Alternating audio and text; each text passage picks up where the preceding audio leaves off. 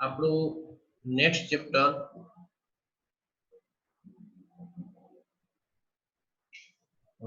બેસેલ્સ and Legendre functions એટલે special function છે. Special function એવા ઘણા બધા આવી ગયા છે. આપેલા આપણે ગેમા અને બીટા ફંક્શન આવી ગયા છે. એ ગેમા અને બીટા ફંક્શન એટલે સ્પેશિયલ ટાઈપના ફંક્શન આ નવીન પ્રકારની રીતે ડિફાઇન થતા હોય. એમાં બેસેલ અને લેજેન્ડર ફંક્શન છે એ પણ એવી જ રીતે આવી ગયા છે. હવે એ કેવી રીતે આવ્યા છે એનું ડિસ્કશન આપણે સામાન્ય કરી દઈએ. બેસેલ્સ ડિફરન્શિયલ ઇક્વેશન છે સેકન્ડ ઓર્ડરનું, એવી રીતે લેજેન્ડર ડિફરન્શિયલ ઇક્વેશન છે એ પણ સેકન્ડ ઓર્ડરનું છે. આ બંને મેં તમને હોમવર્કમાં આપી દીધા છે સોલ્યુશન ગોતવા માટે. બેસેલ્સ ડિફરન્શિયલ ઇક્વેશન એ મેં તમને લગભગ 2 દિવસ કે 3 દિવસ પહેલા આપ્યું હતું. લેજેન્ડર ડિફરન્શિયલ ઇક્વેશન મેં આજે આપ્યું છે. એટલે એ સોલ્યુશન હજી તમારે ન થયું હોય તો કઈ વાંધો નહીં, પણ કાલ કે પરમદી સુધીમાં કરી લેજો. બેસેલ્સ ડિફરન્શિયલ ઇક્વેશન નું સોલ્યુશન તમારામાંથી ઘણા બધાએ મને વોટ્સએપમાં મોકલ્યું છે. જવાબ તમે સિરીઝ સોલ્યુશનમાં ગોતતા હો એ પ્રકારે જ તમે દીધેલો છે. અને આમ જોવા જઈએ તો એ સિરીઝ સોલ્યુશનમાં પૂછાય તો એમ જ દેવાનો હોય. હવે સવાલ એ આવ્યો કે અહીંયા શું એવો ફેરફાર છે, તો કે એ બેસેલ્સ ડિફરન્શિયલ ઇક્વેશન જે છે એ ડિફરન્શિયલ ઇક્વેશનમાં સેકન્ડ ઓર્ડરનું ડિફરન્શિયલ ઇક્વેશન, એ ડિફરન્શિયલ ઇક્વેશનમાં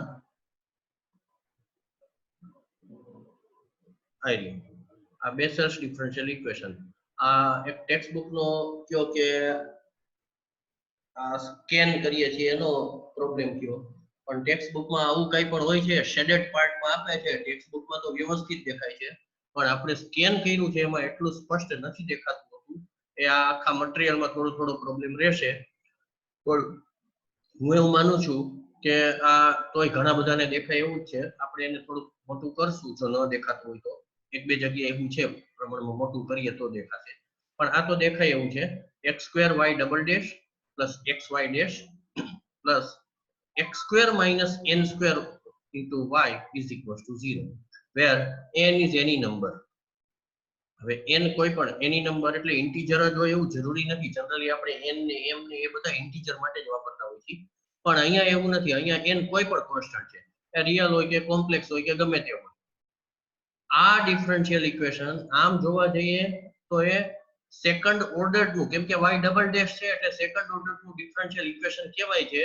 પણ સ્પેશિયલ બેસેલ્સ ડિફરન્શિયલ ઇક્વેશનની વાત આવી એટલે એ આ n ની વેલ્યુ ઉપર ડિપેન્ડન્ટ છે. n ની વેલ્યુમાં ફેરફાર કરો એ પ્રમાણે ફેરફાર થશે, એટલે એને ઓર્ડર n નું બેસેલ્સ ડિફરન્શિયલ ઇક્વેશન કહે છે. ડેરિવેટિવ સેકન્ડ ઓર્ડર જ રહેવાનું છે. બેસેલ્સ ડિફરન્શિયલ ઇક્વેશન જે છે એમાં આટલું તો ફિક્સ જ છે, x² y double dash plus xy dash plus બ્રેકેટમાં x² માઈનસ હવે આ n ની જે કઈ વેલ્યુ હોય એની ઉપરથી આ ડિફરન્શિયલ ઇક્વેશન ની ઓર્ડર એવું કહેવાય છે. ડેરિવેટિવ ની રીતે સેકન્ડ ઓર્ડર નું જ છે. એટલે સપોઝ કે અહીંયા n² તરીકે 4 હોય, n² તરીકે 4 હોય એટલે n ની વેલ્યુ 2 હોય, તો એને second order Bessel's differential equation કહેવાય, અથવા Bessel's differential equation of second order એવું કહેવાય છે. સપોઝ કે અહીંયા 9 હોય, n² ની જગ્યાએ 9 હોય, તો બેસેલ્સ ડિફરન્શિયલ ઇક્વેશન ઓફ ઓર્ડર 3 એવું કહેવાય. ઓકે, સપોઝ કે અહીંયા 3 હોય, n² તરીકે ત્યાં 3 હોય, તો એ √3 નો સ્ક્વેર થાય, તો બેસેલ્સ ડિફરન્શિયલ ઇક્વેશન ઓફ √3 ઓર્ડર. એટલે એ બધું થઈ શકશે. એટલે ટૂંકમાં આમાં n ની વેલ્યુ ઉપરથી આપણને જે રિઝલ્ટ મળે છે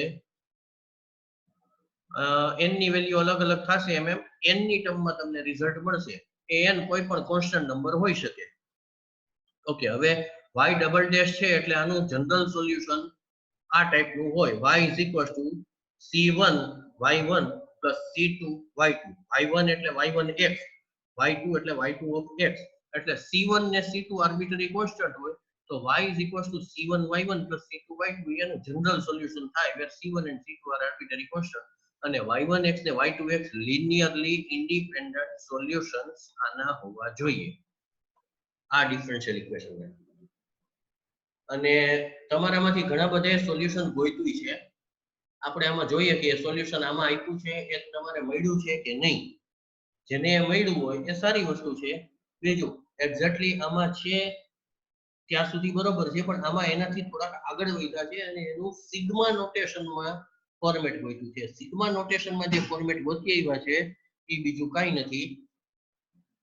બેસેલ્સ ફંક્શન એવું નામ આપેલું છે. એટલે બેસેલ્સ ડિફરન્શિયલ ઇક્વેશનમાં તમને જે સોલ્યુશન મળે છે y1x ને y2x એ બીજું કાંઈ નથી, એનું જ નામ દીધું છે બેસેલ્સ ફંક્શન. હવે સવાલ એ આવ્યો કે આ ચેપ્ટરનું નામ બેસેલ્સ એન્ડ લેજેન્ડ્ર ફંક્શન છે, એટલે એમ લેજેન્ડ્ર ડિફરન્શિયલ ઇક્વેશન ઉપરથી તમને જે સોલ્યુશન મળશે y1x ને y2x એ લેજેન્ડ્ર ફંક્શન થશે. તો આપણો જે આ ચેપ્ટરનો કન્સેપ્ટ છે એ આ ચેપ્ટરનો કન્સેપ્ટ બેસેલ્સ અને લેજેન્ડ્ર ફંક્શન્સ એવો જ છે. બેસેલ અને લેજેન્ડ્ર ફંક્શન ખરેખર કેવી રીતે આખા ડિરાઈવ થાય છે એ તમારે જનરલી આમાં પૂછાય નહીં, કેમ કે એ સિરીઝ સોલ્યુશનનો કન્સેપ્ટ છે. પણ એ જે બેસેલ્સ ફંક્શન્સ આમાં મળે છે એ આખું થિયરીમાં આ ટેક્સ્ટ બુકમાં આપ્યું છે. અને હું માનું છું બેસેલ્સ ફંક્શન ઓફ ફર્સ્ટ કાઇન્ડ ને સેકન્ડ કાઇન્ડ ની એની જે વાત કરી છે એ તમે આ આખું સિરીઝ સોલ્યુશન જુઓ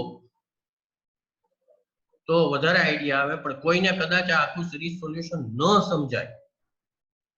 તો ચિંતા ન કરતા, કેમ કે આના એન્ડમાં આપણને જે સોલ્યુશન મળે છે એ સોલ્યુશન જ આપણા બેસેલ્સ ફંક્શન થવાના છે. અને એ બેસેલ્સ ફંક્શન તમારે યાદ રાખવાના છે શું છે સિગ્માના નોટેશનમાં એની ફોર્મ્યુલા, કેમ કે એની ઉપરથી આગળ બીજી ફોર્મ્યુલા અલગ અલગ ડેવલપ થતી હોય. આપણે આ ચેપ્ટરમાં એ જ શીખવાનું છે. એટલે કદાચ તમને આ સિરીઝ સોલ્યુશન આખે આખું ખબર ન પડે, જે લોકોએ આમાં સિરીઝ સોલ્યુશનના ચેપ્ટરમાં ધ્યાન ન દીધું હોય અથવા તો સિરીઝ સોલ્યુશનનું ચેપ્ટર ભણ્યા જ નથી, એ બધા સ્ટુડન્ટને આ સિરીઝ સોલ્યુશનનું ડિસ્કશન આખું થાય એમાં ખ્યાલ નહીં આવે.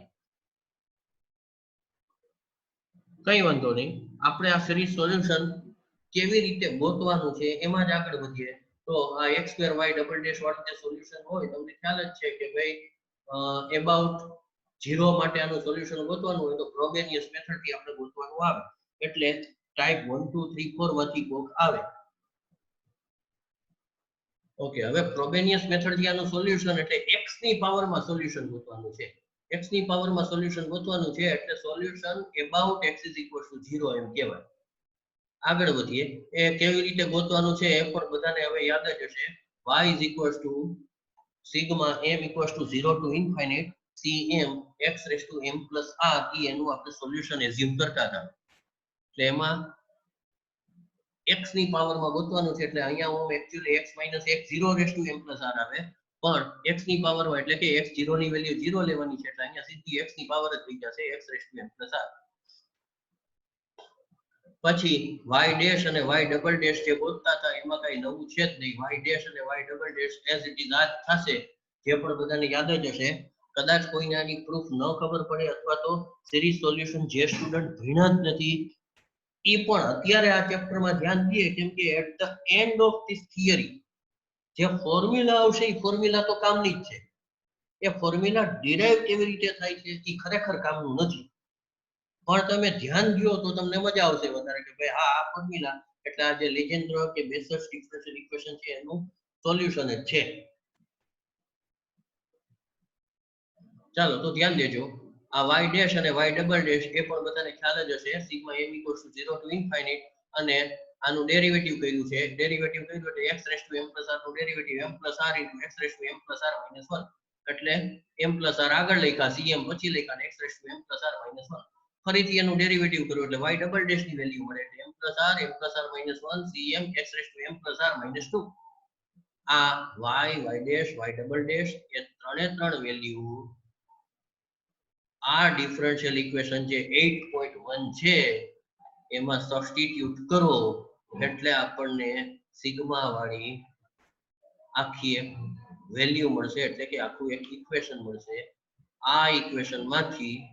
1 by 1 m ની વેલ્યુ મૂકતા જવાનું છે છૂટું પાડવાનું છે એની પહેલા તમને હું યાદી આપી દઉં જે લોકો સીધી સોલ્યુશનમાં હતા એને તો ખ્યાલ જ હશે કે પહેલું કામ આમાં શું કરવાનું હોય તો કે x ની પાવર બધે x સરખી કરવાની અહીંયા x raised to m + r - 2 છે ત્યાર પછી અહીંયા x raised to m + r - 1 છે અને અહીંયા x raised to m + r છે તો ત્રણ જગ્યાએ x ની પાવર x સરખી કરવાની છે પણ ઈ x સરખી પાવર કરીએ ઈ પહેલા બાર મલ્ટીપ્લિકેશન માં x વાળું કઈ ન રહેવું જોઈએ એટલે પહેલા એને અંદર મલ્ટીપ્લાય કરવાનું એટલે આ x² અંદર જતા રહીએ x² અંદર એટલા માટે જઈ શકે કે આ સિગ્મા m = 0 to infinite છે એમાં m વેરીએબલ કહેવાય x ન કહેવાય એટલે x² અંદર જાય તો એમાં કઈ ફેર ન પડે એટલે x² અહીંયા અંદર મલ્ટીપ્લાય થશે તો ઓટોમેટિક આ પેલું જે છે એમાં તો તમને ખ્યાલ જ આવશે કે આ x raised to m + r - 2 છે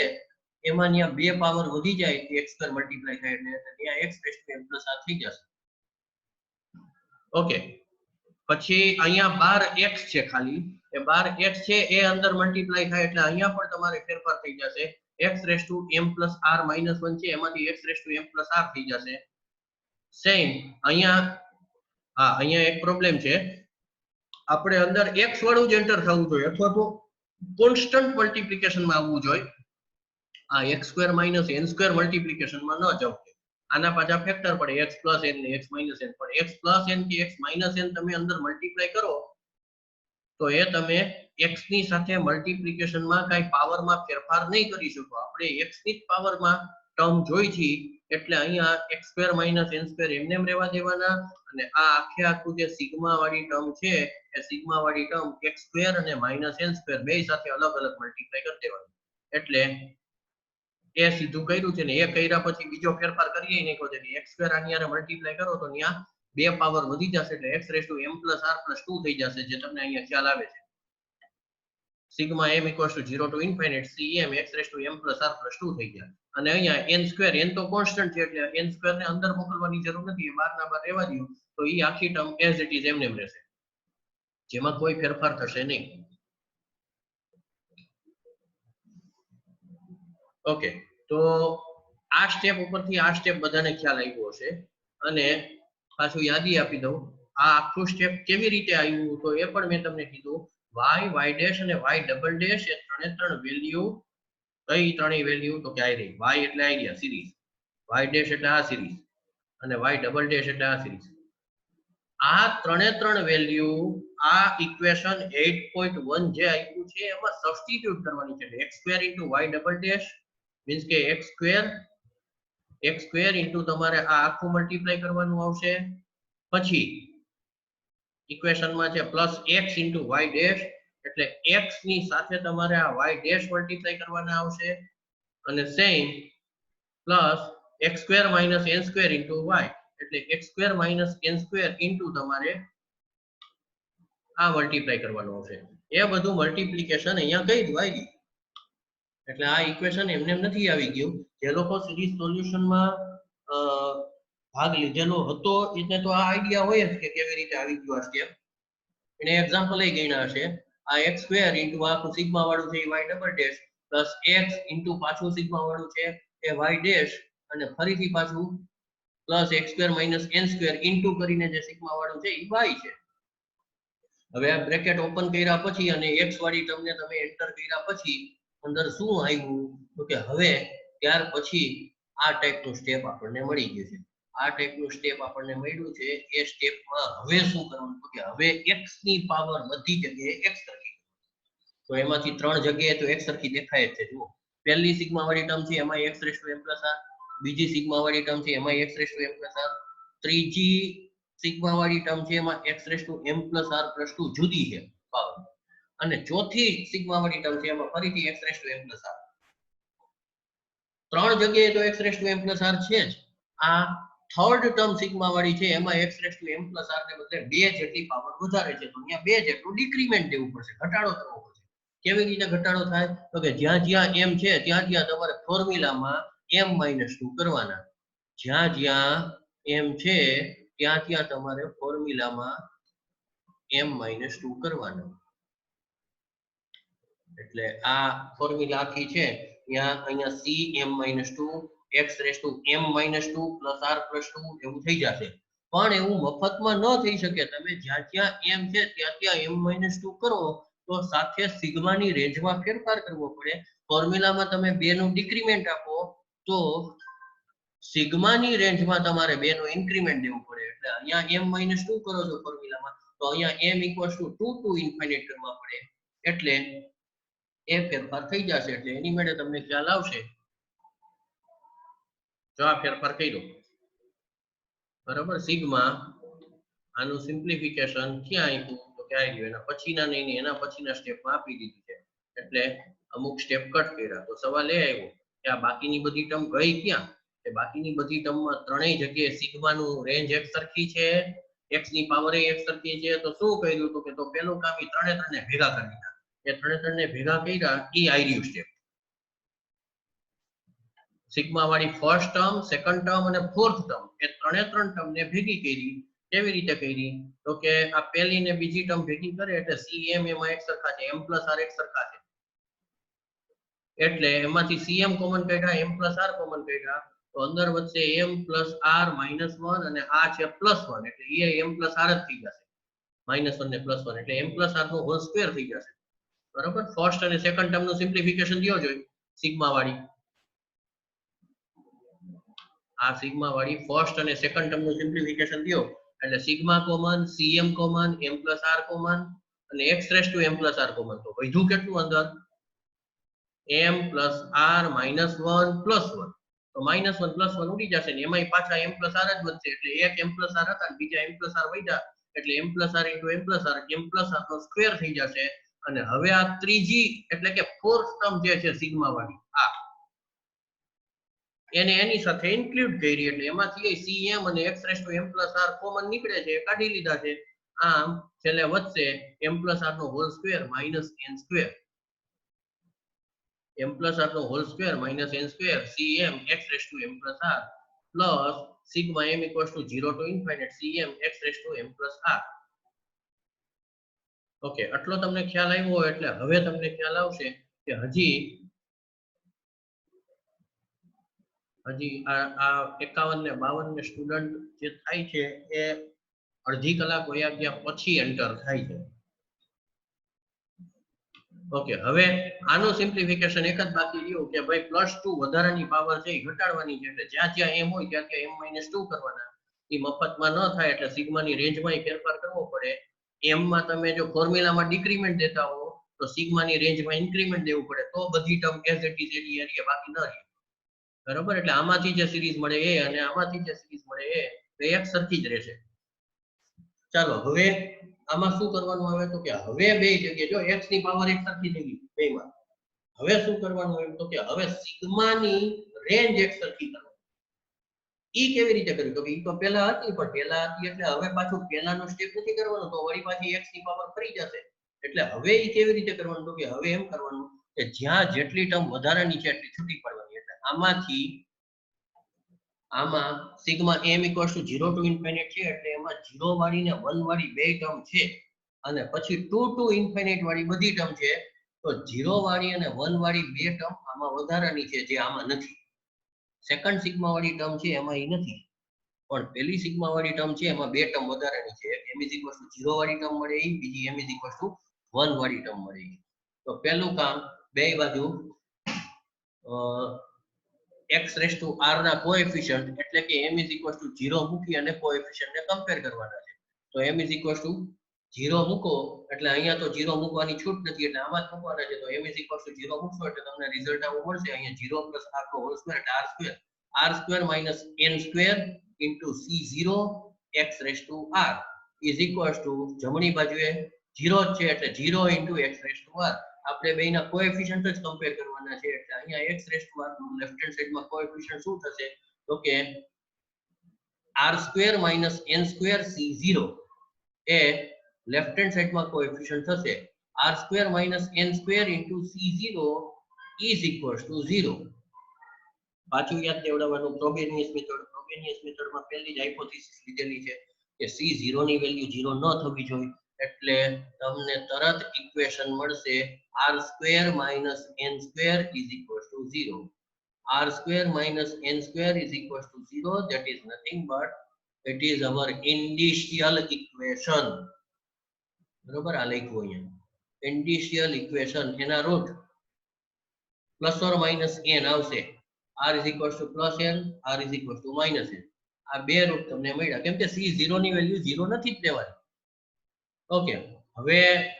m is equals to 0 મૂકી અને આપણે જે કોએફિશિયન્ટ મળ્યો હવે m is equals to 1 મૂકો કેમ કે એ તમે આમાંથી છૂટી જ પડવાની છે તો m is equals to 1 મૂકો એટલે રિઝલ્ટ આવું મળશે 1 plus r નો whole square minus n square into c1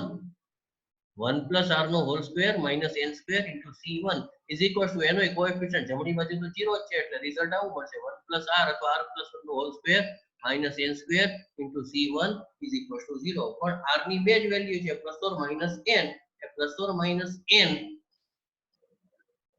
અહીંયા સબસ્ટિટ્યુટ કરવાથી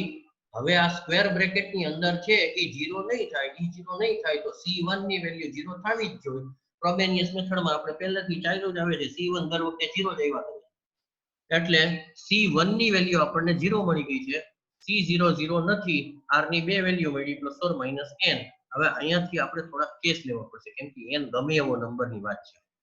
એટલે n પોઝિટિવ ઇન્ટીજર ન હોય તો આપણને કંઈક જુદું સોલ્યુશન મળશે અને પોઝિટિવ ઇન્ટીજર હોય તો આપણે કંઈક જુદું કેમ કે તો ડિફરન્સ છે ઇન્ટીજર આવી જાય ઇન્ટીજર ડિફરન્સ આવતો હોય તો કેસ 3 ને કેસ 4 લાગુ પડે પ્રોબેનિયસ મેથડના જે આપણે લાસ્ટ લેક્ચરમાં ચલાવ્યું છે. ઓકે એટલે એ પણ આમાં કેસ ઇન્ક્લુડ કરેલો છે. હજી હું કહું છું કે આમાં કદાચ આપણે થોડા ઘણા ઝડપથી જતા હોય તો કેટલાકને ખ્યાલ ન આવતો હોય સ્ટેપનો તો બહુ ચિંતા ન કરવી કેમ કે આ કન્સેપ્ટ છે સિરીઝ સોલ્યુશન નો કન્સેપ્ટ છે જે ખાલી બેસેલ્સ ફંક્શન કેવી રીતે આવ્યું એ ડિરાઈવ કરીને બતાવે છે. આપણે આ ચેપ્ટરમાં ખરેખર એ ડિરાઈવ એટલું કામનું નથી પ્રૂફ એટલી કામની નથી પણ તમને ખબર હોવી જોઈએ કેવી રીતે આવ્યું એટલા માટે હું બતાવું છું કે સારું પડશે જે લોકો આ સિરીઝ સોલ્યુશનમાં વ્યવસ્થિત બેઠા છે એને કઈ વાંધો નથી. ચાલો 10 મિનિટનું વોર્નિંગ આવી ગયું છે એટલે આપણું આ જેવું અટકે બંધ થઈ જાય એ ભેગા 4-5 મિનિટમાં ફરીથી બધાય પાછા એડ થઈ જજો. ઓકે આગળ વધીએ. c1 ની વેલ્યુ 0 આવી ગઈ c1 ની વેલ્યુ 0 આવી ગઈ એટલે હવે શું કરવાનું આવ્યું તો કે n is equals to 0 અને sorry m is equals to 0 અને 1 વાળી વેલ્યુ આપણે છૂટી પાડી દીધી એટલે આમાંથી હવે તમે m is equals to 0 અને m is equals to 1 વાળી વેલ્યુ છૂટી પાડી દો એટલે હવે એમાં કઈ ટર્મ બની તો કે m is equals to 2 to infinite વાળી બધી અને એના પછીનું જે સિગ્મા વાળી ટર્મ છે એમાં 2 to infinite છે એટલે હવે બે જગ્યાએ સિગ્મા સરખું થઈ ગયું હવે સિગ્મા કોમન કાઢી શકો f cm into x raised to m plus r common કાઢી સોરી ખાલી x raised to m plus r common કાઢી શકો એટલે આખો કોએફિશિયન્ટ શું વધશે તો કે કોએફિશિયન્ટ આખો આવો વધશે સ્ક્વેર બ્રેકેટમાં m plus r નો હોલ સ્ક્વેર minus n સ્ક્વેર cm plus cm minus 2 is equals to 0 કેમ કે જમણી બાજુ તો 0 જ છે એટલે દરેક કોએફિશિયન્ટ ને 0 હારે જ કમ્પેર કરવાના છે એટલે હવે આ 2 to infinite માંથી આપણને જે ટર્મ મળે છે જે કોએફિશિયન્ટ મળે છે એ આવો મળશે હું હમણાં બોલ્યો એ m plus r whole square minus n square into cm plus cm minus 2 is equals to 0. હવે અહીંયા તમારું ધ્યાન દોરું કે આ કયા સિગ્મા ઉપરથી આપણને મળ્યું છે તો કે sigma m equals to 2 to infinite ઉપરથી મળ્યું છે એટલે આમાં આપણે m ની વેલ્યુ 2 3 4 5 6 and so on એ જ બધી લેવાની છે 0 અને 1 નો ઉપયોગ અગાઉ થઈ ગયો છે. ઓકે હવે આપણી પાસે આની ઉપરથી તરત રિલેશન તમને મળશે તમારામાંથી ઘણા બધા સ્ટુડન્ટે આ ડિરાઈવ કર્યું એમાં આવું કર્યું હશે cm is equals to minus આ cm minus 2 આ બાજુ ડિનોમિનેટરમાં છે અને આ બાજુ લીધા હશે minus cm minus 2 upon m plus r minus n m plus r plus n m greater than or equals to 2 આવી તમને રિકરન્સ ફોર્મ્યુલા મળી હશે આમાં ચાઈને એને આવી રીતે રેશિયો લીધો છે ચાઈને રેશિયો એટલા માટે લીધો છે કે આગળ જતા જે ફંક્શન આપણે ડેવલપ કરવાનું છે એમાં રેશિયો ઉપરથી ઝડપથી મૂકી શકાય ઓકે એવો જ ઉપયોગ તમે પણ કદાચ સિરીઝ સોલ્યુશનમાં કરો તો થઈ શકે છે એમાં કઈ વાંધો નથી એટલે તમારામાંથી લગભગ બધાએ cm = -cm-2 upon m + r - n m + r + n આવી ફોર્મ્યુલા ગોતી હશે અને એ જ તમારા માટે કન્વીનિયન્ટ છે એટલે પછી તમે m ની વેલ્યુ 2 મૂકશો તો લેફ્ટ હેન્ડ સાઈડમાં c2 ની વેલ્યુ મળશે અને રાઈટ હેન્ડ સાઈડમાં તમને -c0 upon કંઈક રિઝલ્ટ મળશે શું મળશે m ની વેલ્યુ 2 મૂકો તો okay 2 + r - n 2 + r + n અને ઉપર હશે -c0 એટલે c2 ની વેલ્યુ c0 ની ટર્મમાં મળશે સેમ c3 ની વેલ્યુ m = 3 મૂકો આમાં રિકરન્સ ફોર્મ્યુલા કઈ આ બ્લુ શેડેડ ભાગ છે એની નીચે m ની વેલ્યુ 3 સબસ્ટિટ્યુટ કરો તો c3 = માઈનસ અહીંયા cm-2 છે એટલે કે c3 - 2 c3 - 2 એટલે c1 એટલે -c1 upon 3 + r - n 3 + r + n હવે એ નીચેનું જે કઈ થાય એ 0 નહીં થાય પણ ઉપરના c1 0 છે એટલે c1 ની વેલ્યુ 0 હોય ન્યુમરેટર 0 છે એટલે c3 ની વેલ્યુ 0 થશે જેમ c3 0 થશે એમ c5 ની વેલ્યુ c3 ની ટર્મમાં મળશે એ પણ 0 થશે એમ c5 c6 c7 ની વેલ્યુ c5 ની ટર્મમાં મળશે એ પણ 0 થશે એન્ડ સો ઓન એનો મતલબ કે c1 c3 c5 c7 c9 and so on આ બધા આપણને 0 જ મળવાના છે આવું આપણે આની પહેલા ફ્રોબેનિયસ મેથડમાં પહેલા બીજા કેસમાં કર્યું જ છે બરાબર એટલે આમાં એ નવું નથી